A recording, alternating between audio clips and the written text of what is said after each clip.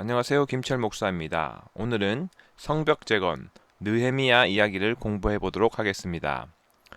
이분은 총독의 직책을 가지고 성벽 재건을 성취해내는 사람인데요. 한마디로 그날에 예루살렘의 웃음보가 터진 날이었다는 겁니다. 성벽과 관련해서 예레미야와 에스겔 때 성벽이 무너진 날은 울음보가 터졌고 성벽이 재건된 날은 웃음보가 터졌다고 크게 그림을 그리시고 계속해서 살펴보겠습니다. 어떻게 예레미야 때 무너진 성벽이 느헤미야 때 재건되었는가라고 했을 때 이 그림을 보시면서 간단히 스케치해 보겠습니다. 예레미야 때 무너진 성벽은 약 70년 정도 무너진 상태로 방치됩니다. 그러는 사이 에스겔이 바벨론으로 끌려와 있는 사람들에게 이 성이 왜 무너졌는지 알게 하고 또한 이 성은 다시 세워질 수 있다고 꿈을 꾸게 합니다. 그리고 이후 70년이 지났고 정말 포로들의 일부가 예루살렘으로 돌아가서 성전 건축을 진행합니다. 그런데 성전 건축을 했을 뿐 성벽을 재건한다는 것은 사실 엄두도 내지 못하고 있었습니다. 그때 즉 일부 귀환자들이 돌아가서 예루살렘의 성전 건축의 성과를 내고 있을 때에 그때 페르시아에도 남아서 살고 있던 유대 사람들이 있는데요. 그 사람들에게 크나큰 위기가 발생하게 됩니다. 바로 에스더 때 이야기인데 하만에 의해서 유대민족이 진멸당하게 되는 위기를 맞게 되고 그때 에스더가 내 민족을 내게 주십시오. 죽으면 죽으리다 라고 하면서 왕에게 나가서 자기 민족을 구함으로 그때 유대 사람들이 살아남게 되고 이후 느헤미야도 나올 수 있었겠습니다. 바로 그 느헤미야가 예루살렘으로 돌아와서 불가능에 가깝다고 할 수 있는 그 예루살렘 성을 재건했다는 이야기가 바로 느헤미야 이야기가 되겠습니다. 따라서 우리가 이 이야기를 읽어갈 때 이 순서대로 읽으셔야 이 이야기가 정확하게 있는 그대로 이해되어질 것입니다. 느헤미야 그는 중간 목표와 최종 목표를 뚜렷하게 설정한 사람이다라고 할 수 있겠는데요. 그의 중간 목표는 왕의 술관원이 되어서 예루살렘 총독이 되는 것이었습니다. 그러나 그의 최종 목표는 하나님의 기쁨과 이웃의 기쁨을 현실화하는 것이었다라는 그 놀라운 사실이 되겠습니다. 150년 전에 예레미야가 예루살렘이 폐허가 될 때 정말 슬프다 예루살렘이여 라고 하면서 너무 울어서 자기 눈에 눈물에 상했을 정도다 라고 고백했습니다. 그런데 150년 시간이 지나고 예루살렘 성벽 짓기가 끝났을 때 예루살렘 성 안에 살게 된 모든 부녀와 어린아이도 즐거워서 예루살렘에 즐거워하는 소리가 온 천지에 울려 퍼졌다라고 느헤미야가 그렇게 기록해 놓고 있습니다. 느헤미야의 진정한 인생의 최종 목표는 예루살렘의 즐거운 웃음, 즉 하나님께서 웃게 하신 예루살렘의 웃음, 그 사건이 그의 인생의 최종 목표였다라는 것을 크게 기억하시고 다음 느헤미야 이야기로 이어가 보도록 하겠습니다. 자, 예루살렘의 모습들에 대해서 간단히 살펴보면 솔로몬 때 예루살렘은 스바 여왕이 와서 솔로몬이 건축한 성전을 보는데 그가 이방인이기 때문에 성전 깊숙이 들어갈 수 없었던 바 성전에 올라가는 층계만을 보고도 스바 여왕이 깜짝 놀랐던 그 놀랍게 풍요로웠던 시절이 있었고요.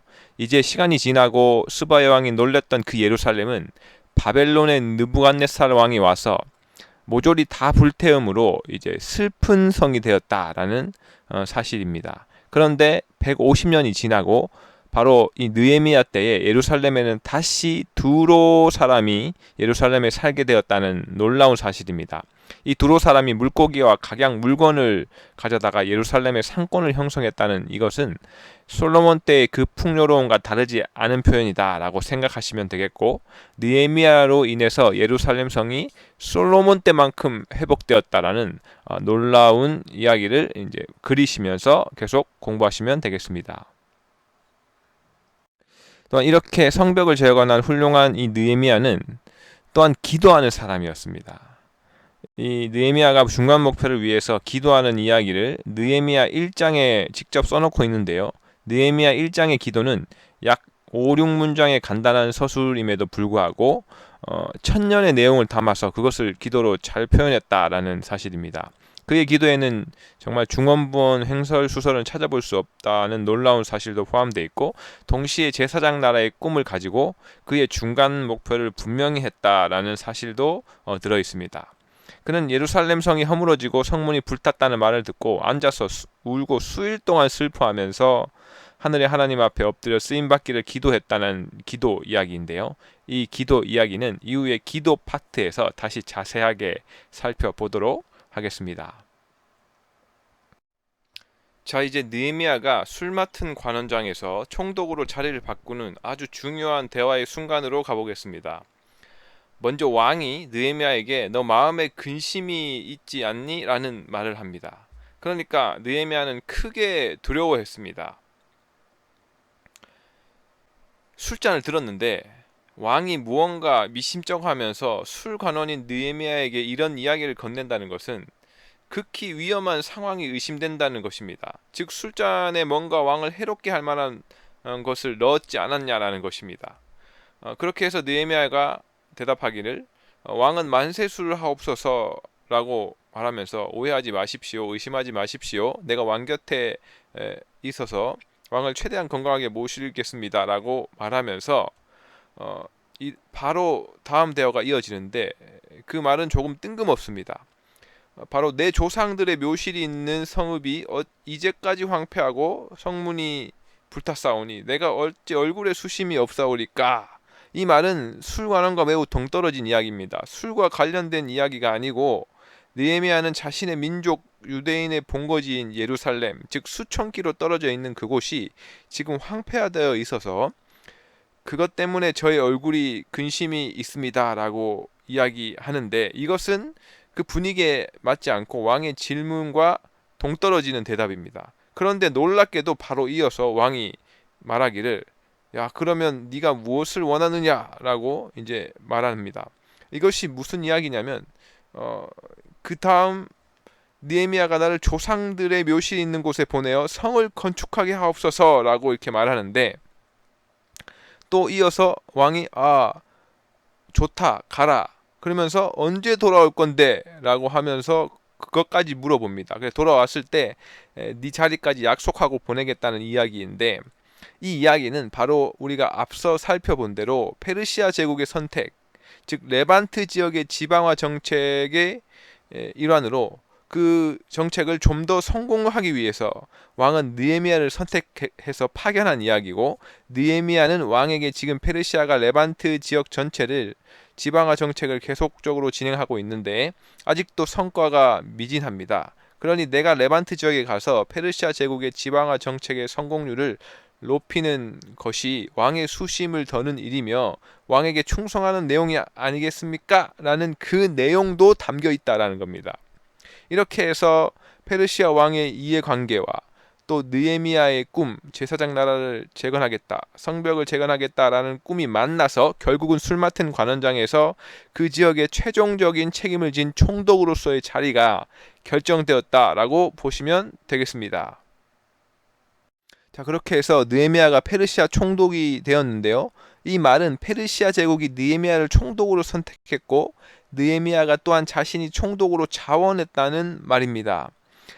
우리가 에스라에서 살펴보았듯이 페르시아의 스룹바벨을 통한 1차 지방화 정책의 실행 결과 성과도 있었지만 미진한 부분이 많았는데요. 그래서 결국은 이를 보완하기 위해서 지도자 2차로 에스라를 파견해서 사회적 안전망을 강화하고, 이제 급기야 14년 정도의 시간이 지나고 바로 느헤미야를 예루살렘 총독으로 지명해서 예루살렘에 파견해서 더욱 그곳을 안정화시켜서 세수를 늘린다라는 그 이야기가 되겠습니다. 자, 레반트 지역의 페르시아의 지역 투자 이야기를 크게 다시 한번 살펴보면요. 그들의 종교 문화 시설, 즉 성전이죠. 그것을 확충해 줌으로써 삶의 문화 기반을 만들어 줍니다. 그 다음 그곳의 사회적 그 문제, 그걸 조절할 수 있는 사법부를 구성해서 사회를 안정시키게 하는데요. 이것이 이제 공회로 설립되게 됩니다. 에스라를 통해서. 그 다음 바로 느헤미야를 이제 파견해서 가장 월등한 삶의 그 기반의 욕구를 만들어 주겠다는 것입니다. 이 일은 사실은 느헤미야와 왕의 관심사에서 머물지 않고 강 서편 그 근처의 총독들 전체의 관심사가 되는 것인데요. 그러니까 유프라테스 강 서편에 있는 모든 총독들 그 전체에서 결국은 조서를 내리고 그리고 그들의 협조를 구한다는 내용을 담고 있고, 이것을 레반트 지역 전체를 활성화할 수 있는 마무리의 지방화 정책의 단계에 이르렀다라고 보시면 되겠습니다. 자, 바로 이제 성경에 나타난 왕들의 이제 조서의 내용인데요. 바로 이 페르시아 왕이 성벽 재건을 위해서 느헤미야에게 이 중요한 조서를 내립니다. 이 조서는 레반트 지역의 페르시아 전체의 그 파견된 총독들을 너무나 긴장시켰고, 쉽게 말하면 발칵 뒤집어 놓았다라고 보시면 되겠습니다. 왜냐하면 이를테면 총독 느헤미야에게 왕이 조서를 통해 부여하는 권한은 예루살렘 총독 권한을 당연히 주고요. 첫째로. 그 다음에 서쪽 전체 지역을 통과할 수 있는 권한을 또 주은 것이고, 셋째, 왕의 창고에서 성벽 재건과 총독 관저 건축에 필요한 모든 제목을 무제한 사용 공급한다는 내용이었고, 또 중요한 내용 중에 하나가 왕의 군대도 사용해라는 겁니다. 이것은 정말 왕의 진정한 측근자리에 있었던 느헤미야가 누리는 그 특권 중에 특권이라고 보시면 되겠는데, 바로 이 느헤미야는 왕에게 요구한 것이 강서편 총독들에게 한 사람도 빼놓지 말고 그들이 다 엎드려서 받을 수 있는 조서를 내려달라고 했고, 왕은 오케이 했고, 너에게 이 모든 특권을 주었을 때 네가 남용하지 아니할 것을 내가 믿기에 이 모든 놀라운 권한을 조서로 내려서 건넨다는 놀라운 이야기가 되겠습니다. 자, 성벽 재건에 앞서서 도대체 이 성이란 무엇인가부터 이제 살펴보겠습니다. 이 성은 가장 중요한 역할이 성 안의 사람들을 보호하는 것입니다. 그런데 문제는 그 성 안에 좋은 것이 많기 때문에 그 성을 늘 누군가 빼앗으려고 대규모 공격을 하게 됩니다. 그때 이 공격 쪽이 이제 공성전 한다라고 하는데요. 이 공성전을 이해해 두셔야 이 성벽이 도대체 무슨 기능을 감당하는지 알 수 있습니다. 이 성이나 요새를 빼앗기 위한 가장 어려운 전쟁이 이제 성벽을 돌파해야 하는 공성전인데, 평지의 성보다 산성에 있는 경우 이제 더욱 어렵게 됩니다. 이 산이 이제 가파르기 때문인데요. 예루살렘 성은 이제 산성인데, 그리고 이 전쟁은 방어하는 수성 쪽이 무조건 유리합니다. 공성전 쪽은 보통 수성하는 군사 물량의 3배에서 10배 더 많은 물량을 준비해야 성을 빼앗을 수 있고, 그리고 결국은 공성전과 수성전에서 최후의 승자는 이제 식량과 물자 싸움이 이제 승패를 가른다라는 이야기가 되겠고, 그리고 이 전투 방법은 고립작전이나 성벽 타고 올라가기, 성벽 부수기, 땅굴 파기 등, 불태우기 등 어떤 식으로든 성벽을 무너뜨리고 무력화시키고 안으로 들어가서 이겨야 된다라는 그런 이야기가 되겠습니다. 자, 이 이야기를 가지고 이 예루살렘 성으로 이제 돌아오면, 예루살렘 성벽 중건 허락받기가 당연히 쉽지 않았다는 겁니다. 왜냐하면 기본적으로 이 예루살렘 성이 페르시아에서 보기에는 위험하기 짝이 없는 이 성인데요. 왜냐하면 이 다윗 때, 솔로몬 때 보면 예루살렘 성을 기반으로 세계 모든 민족을 이제 지배했고, 이 히스기야 때는 세계 모든 민족을 지배한 아수르의 군대가 예루살렘 성을 공성전하면서 포위했다가 이제 죽어 나갑니다. 그 성을 이제 바벨론의 느부갓네살이 18개월 정도 오래 포위해서 겨우 이제 불사르게 됐는데, 그런데 페르시아는 이를테면 이제 공성전에 이제 경험이 있는데, 바벨론 성을 빼앗을 때는 성문이 안에서 열려서 그런 행운을 가지고 쉽게 점령했었는데, 이후에 바벨론이 성문을 닫고 반란을 했을 때는 너무나 힘들게 이 바벨론 성을 무너뜨리게 되는데요. 이런 경험을 가진 페르시아가 역사 속에 지난날에 정말 튼튼했던, 화려했던 강력한 센터인 예루살렘 성벽을 재건하는 것을 허락하는 것이 정말 쉽지가 않은 일이었습니다. 그러니까 예루살렘 성전 건축을 허락하는 것과 성벽 재건을 허락하는 것과는 너무나 달라도 다른 내용입니다. 그러니까 성벽은 너무나 허락하기가 어렵다는 것이죠. 근데 왜 느헤미야가 왕의 지근 자리에서 국정을 논의할 수 있는 술 맡은 관원장 자리를 그토록 원했는가라는 것을 알려주는 또 대목이 되기도 하겠습니다. 드디어 느헤미야가 성전 중건을 합니다. 단계는 5단계인데요. 첫째로 왕의 조서와 필요 물품을 받았고 동지들을 이제 규합합니다. 혼자 총독으로 부임한 것이 아니고 많은 동지들을 함께 규합해서 가게 됐고요. 또 은밀한 사전 답사를 합니다. 그리고 구체적 복구 계획과 역할을 분담시키고 계획을 꼼꼼히 수립합니다. 또한 이미 살고 있는 예루살렘 백성들을 이제 설득하고 그들을 수용해서 마음을 모으게 했다는 이야기고, 또 네 번째로는 강서편 총독들에게 왕의 조서를 이미 다 보여주어서 자신이 레반트 지역에 센터를 만들어서 페르시아 제국에 충성을 하고자 하는 마음이 있다는 것을 다 알렸음에도 불구하고 그들의 이제 방해 세력이 꽤 많았는데요. 뭐 정치적 모략, 암살 계획, 그리고 거짓 선지자들 동원한 예언과 뇌물, 비웃음 등 많은 방해가 있었는데 그것을 다 뚫고 진행했다는 것이고, 그러면서 이 52일 동안 이 일을 진행하면서 한 손에는 연장을 들고 한 손에는 칼을 들고 이 위기를 돌파했다라는 이제 사실이 되겠습니다.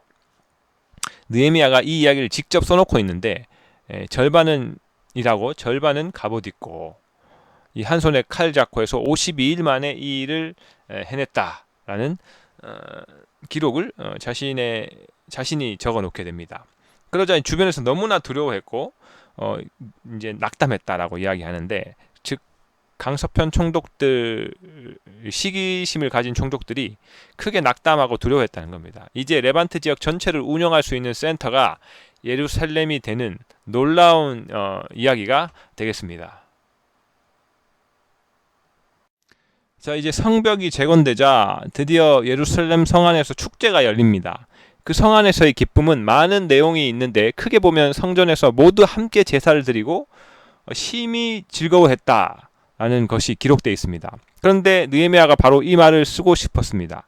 많은 사람이 심히 즐거워하였으니 하나님이 크게 즐거워하였다 라는 이야기입니다. 그냥 하나님이 웃게 하셨다, 이 말을 그렇게 그 온 인생을 바쳐서 이 말 한마디를 쓰고 싶었던 것입니다. 예루살렘의 웃음소리, 그 웃음소리를 들으면서 하나님이 이 예루살렘 성 안에 웃음을 허락하셨다는 이야기가 바로 느헤미야 이야기가 되겠습니다. 또 두 번째로는 이 성 안에서 초막절 축제를 지키는데요. 에스라와 느헤미야가 힘을 합쳐서 백성들과 함께 초막절을 지킵니다. 원래 광야 생활했던 것을 기억해서 늘 광야에서 농사 짓지 않았지만 하나님께서 풍요롭게 먹이셔서 또한 제사장 나라 법을 공부시켰던 그 놀라운 축복의 시기였던 그 광야 생활을 기억하게 하는 명절인 초막절입니다. 이 명절을 매년 지키는 것이 제사장 나라의 법이었는데요. 일주일 동안 초막에 거주하면서 하나님께 감사하라. 이것이 사실은 6월절부터 시작해서 오순절, 마지막에 이제 초막절이 있는데 이 초막절을 이제 지킵니다. 이 법을 백성들이 사실은 이때까지 잘 지키지 않았다는 겁니다. 그런데 놀랍게도 바로 이 예루살렘 성벽이 낙성되고 난 후에 바로 에스라가 느헤미야와 힘을 합쳐서 이 초막절을 지켰다는 놀라운 사실입니다.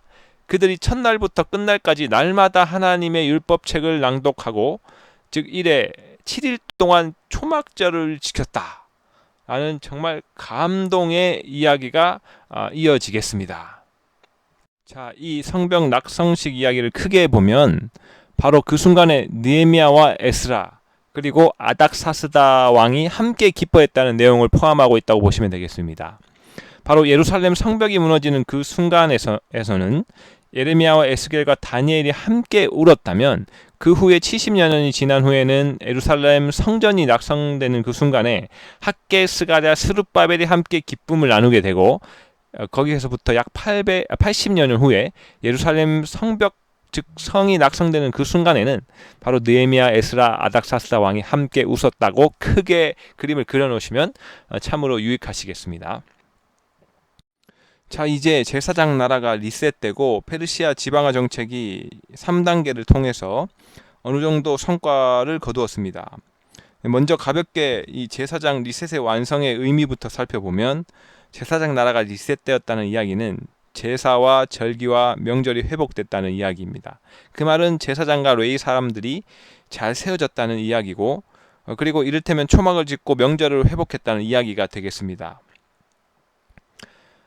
이런 이야기는 결국 다시 풍성해진 예루살렘의 이야기인데, 하나님께서 솔로몬 때에 복을 주셔서 각기 삶의 자리에서 풍요를 누렸다는 그 이야기가 기억나실 텐데, 바로 하나님께서 복을 주셨기 때문인데, 이런 놀라운 풍요로운 이 예루살렘 이야기는 이제 각기 성읍에 자기 기업에 거주하면서 이제 유다인들, 이때 느헤미야 때에도 이제 행복을 누렸다라는 이야기가 되겠습니다. 자, 이 말을 기억하면서 이제 이후에 이어질 작용과 이 부작용을 생각해 보는데요. 부작용은 바로 안식일 날 두로의 상인들이 가게에 가서 쇼핑을 한다는 것입니다. 정말 이것이 큰 문제인데, 두로 사람이 예루살렘에 살며 물고기와 각양 물건을 가져다가 안식일에 예루살렘에서도 유다 자손에게 팔기로, 그러니까 예루살렘 사람들이 주님을 섬겨야 할 그 중요한 절기인 안식일에 그걸 하지 않고 물건을 사러 가는, 또 물건을 만들어서 파는, 이것이 풍요에 대한 부작용이 일어났다라고 보시면 되겠습니다. 자, 그러면 두로는 어떤 나라인가 라고 했을 때에 국제무역을 주도했던 나라인데요. 일찍이 이 백향목, 이 누구나 좋아하는 나무 중에 나무가 백향목인데, 그 백향목과 목수와 석수를 손쉽게 구하면서 그것을 옮길 수도 있고 구할 수도 있었다라는 그 나라입니다. 그 다윗과 솔로몬 때에 백향목과 이 목수와 석수를 보내줄 만큼 그들에게 좋은 것이 많은 풍요로운 나라였다라는 것이고, 이후 오므리 왕조가 번영했을 때에 그 정략 결혼으로 시돈의 공주 이세벨을 아합에게도 보내기도 할 만큼 각종 무역으로 풍요를 누리고 있는 그런 나라였습니다. 보시면 이런 표현이 있습니다. 두로는 자기를 위하여 요새를 건축하며 은을 티끌같이 금을 거리에 진흙같이 쌓았도다. 그러니까 얼마나 풍요롭고 부유한 나라인지는 보여주는 대목인데요.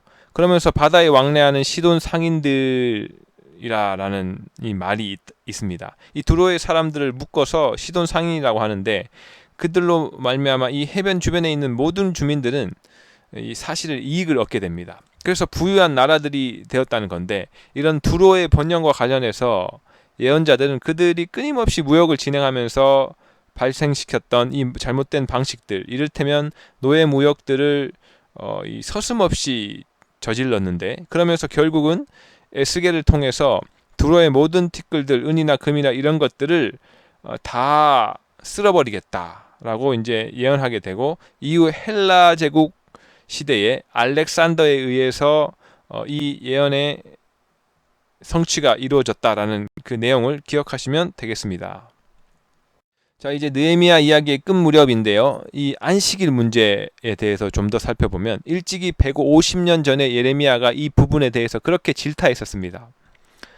안식일에 짐을 지고 예루살렘 문으로 들어오는 자들이 발생하면 결국 하나님께서 예루살렘 궁을 불사를 것이라고 지적했는데, 이 지적은 고쳐지지 않았고 결국 예루살렘 성은 불타게 됩니다. 그리고 우여곡절 끝에 150년 만에 예루살렘 성이 회복되었는데, 그런데 예루살렘 성 안에 얼마나 많은 부자들이 살았는지, 그리고 삶의 안전망이 얼마나 월등했든지 세계 국제무역을 주도하는 부유한 자들인 두로의 사람들이 그곳에서 아주 털을 잡고 경제를 활성화시키는 상황이 돌아옵니다. 그런데 문제는 안식일에 예루살렘에 들어와서 이를테면 음식도 팔고 등등 이런 일을 다반사로 그냥 행했다는 겁니다.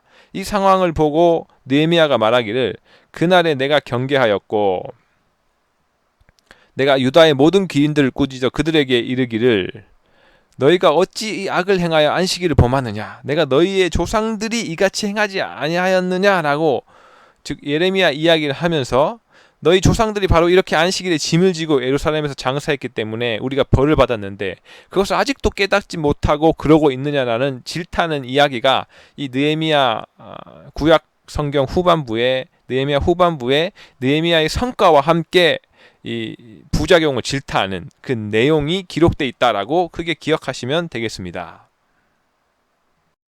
바로 이러한 상황에서 부자들이 부유한 반면에 이 레위인들이 생계를 위해 흩어진다든지, 이 형식적인 안식일을 지킨다든지, 이방 여인과 제사장들이 결혼한다든지, 즉 레위 사람들이 각각 자기 밭으로 도망해서 하나님의 일을 하지 못하고 생계를 각자 꾸린다든지, 제사장과 레위 반열들을 느헤미야가 어떻게든 데리고 세우려고 노력한다는 내용이든지, 이 묶음을 같이 이해해 두시면 되겠습니다.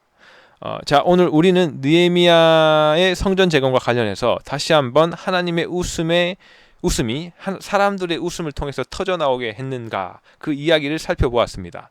다음 시간에는 구약 성경의 마지막 이야기 말라기 이야기를 통해서 하나님의 1500년 사랑 고백 이야기를 공부하시도록 하겠습니다. 기대하십시오.